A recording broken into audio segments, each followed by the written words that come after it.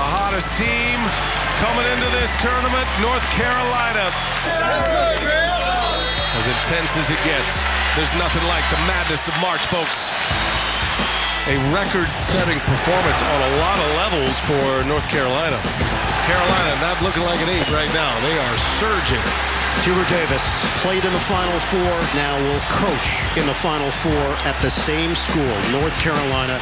So Hubert, let's look at the season overall. There's been some crazy scores. You guys had some wide margins, and then the last month, you guys have been playing your best basketball. How do you describe the arc that this team took?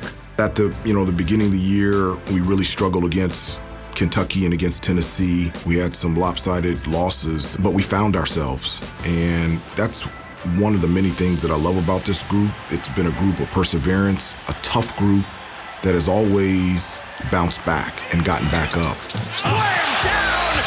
Manic with a grown man's jam! Love, gets around Campbell! An improbable run for this legendary program. Over the last 2 months, the togetherness, the health of this team has been an all-time best, and we're playing our best basketball. There were a number of teams at the beginning of the year that were playing extremely well. They're not playing right now. Love. Oh! Love is all around for the Tar Heels. Crossover. Rejected. Do not go in there on Baycott. This team also, I feel like, has played great in these sort of, for lack of a better term, almost Game 7 environments. Why has this group been able to handle those pressure-packed, sense of urgency situations? I think our team has done a terrific job at turning off the noise. And so in pressure situations and big-time games, these kids have been able to step up and deliver, and we find ourselves here in the Final Four. How did you block out those distractions? That's easy. That's easy. I've done it my entire life. It's the way that I was brought up. And I wanted to be an example to the players of how to turn out that noise and to focus on what is real. And that part has always been easy for me.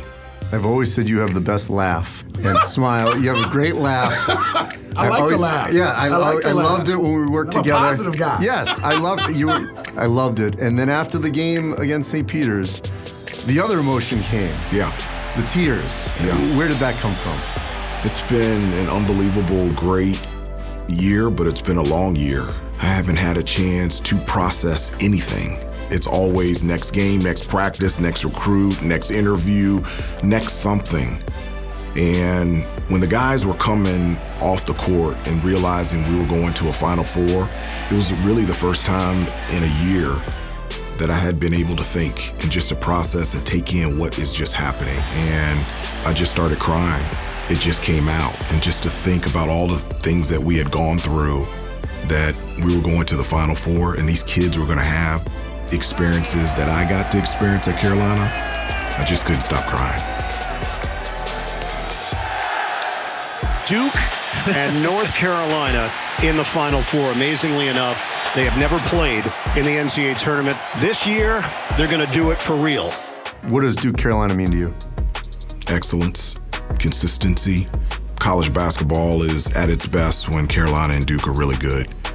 And it's interesting that, the last time that we were in the Final Four together was my junior year at Carolina in 1991. And so we were playing Kansas and Duke was playing UNLV, and they ended up winning. That was Coach K's first national championship. And to think so many years later, now I'm involved as the head coach against Coach K and Duke and Carolina again. In his last year and my first year, it's perfect.